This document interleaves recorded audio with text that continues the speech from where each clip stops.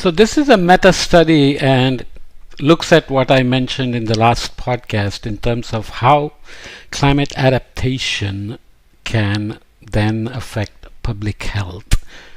Hopefully you think adapting to climate change is going to have positive co-benefits on health, and this study kind of explores that for low and middle income countries and hasn't looked at it for the rich countries. So let's just read the abstract and a couple of results. Climate change adaptation response. I don't know why I do that. Climate change adaptation responses are being developed and delivered in many parts of the world in the absence of detailed knowledge of their effects on public health. Climate change adaptation has already happened, whether farmers adjusting their crops and crop cycles, or people moving and building shelters and so on and so forth. But now it's much more of a systematic effort, knowing the climate change impacts that have already happened and the risks that may be coming in the future and so on. So what effects do these climate adaptation implementations have on public health? Here we present the results of a systematic review of peer-reviewed literature reporting the effects on health of climate change adaptation responses in low and middle income countries, or LMICs.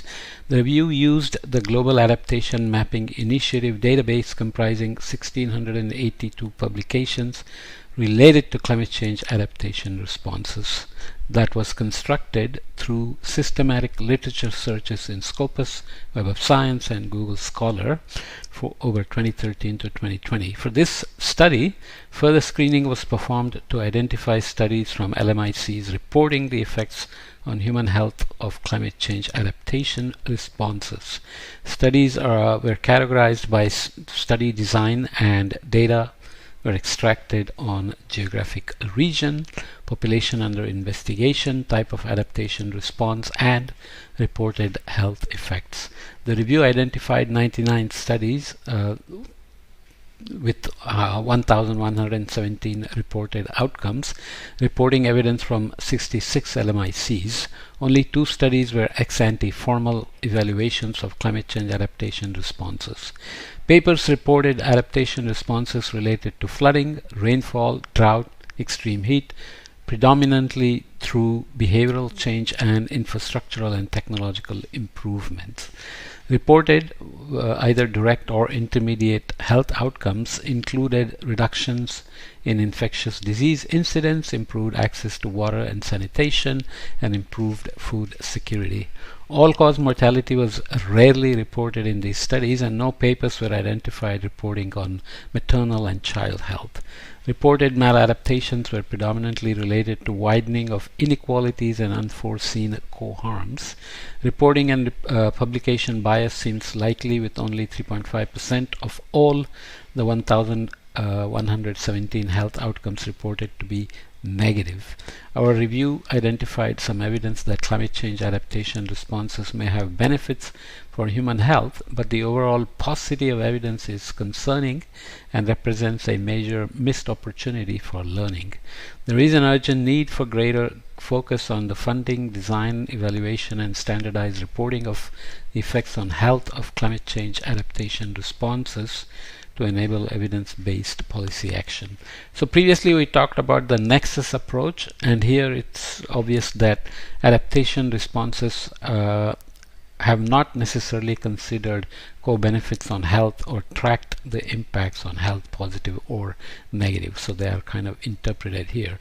So this is a heat map of the various climate drivers and health outcomes by adaptation category: improving community resilience, policy, governance and finance, and disaster risk reduction. Several studies assessed the impact of multiple climate hazards, adaptation categories, and/or health outcomes. Many results here, so I won't go into the details, but just look at the climate hazards like extreme precipitation and inland flooding, increased frequency and/or intensity of heat waves, precipitation variability, drought, rising ocean temperatures and ocean acidification, sea level rise and coastal flooding, combined or general climate change impacts. and you have adaptation categories, and numbers are listed here in terms of studies that reported these.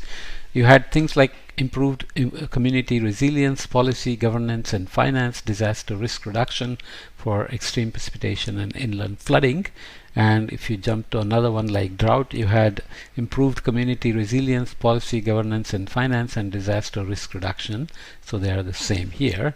Sea level rise, similar thing, combined and general climate change impacts, almost the same thing. So all the adaptation response categories fit into the same thing for different climate hazards, and you have all-cause mortality here.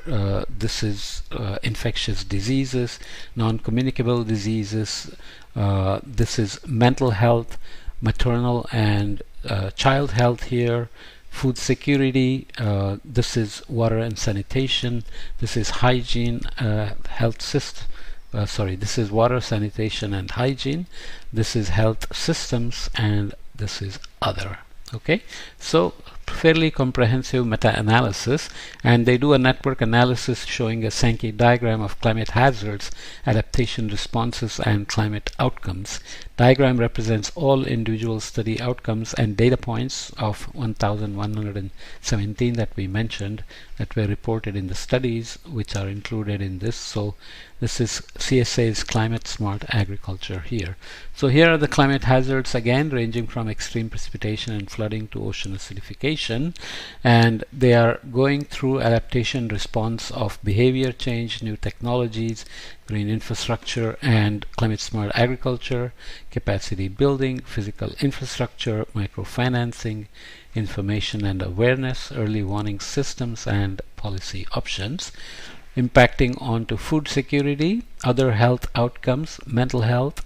This is the wash that we looked at before in terms of water, sanitation and hygiene. Sorry, I keep forgetting.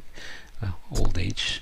Infectious diseases, all-cause mortality, health systems and non-communicable diseases. You can see that the connections vary in their strength and how they flow through the health outcome in terms of adaptation responses, but it gives you a sense that without having explicit data or tracking from climate hazards and adaptation response to health outcomes, they can still conclude many things, and the conclusion based on is dependent on the country from which the studies come, of course, because they are region specific issues in terms of climate change, adaptation response and health outcomes.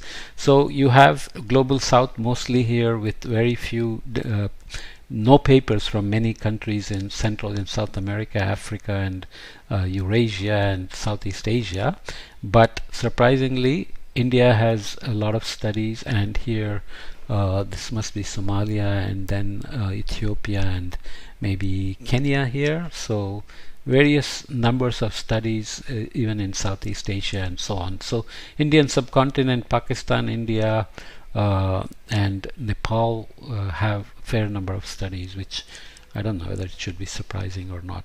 What are the conclusions? There is an urgent need for significantly greater consideration of the health outcomes in evaluations of climate change adaptation responses, including pre-specified and well-designed formal evaluations. So the flow of information and impacts is not tracked here, but is being extracted post facto, post processing.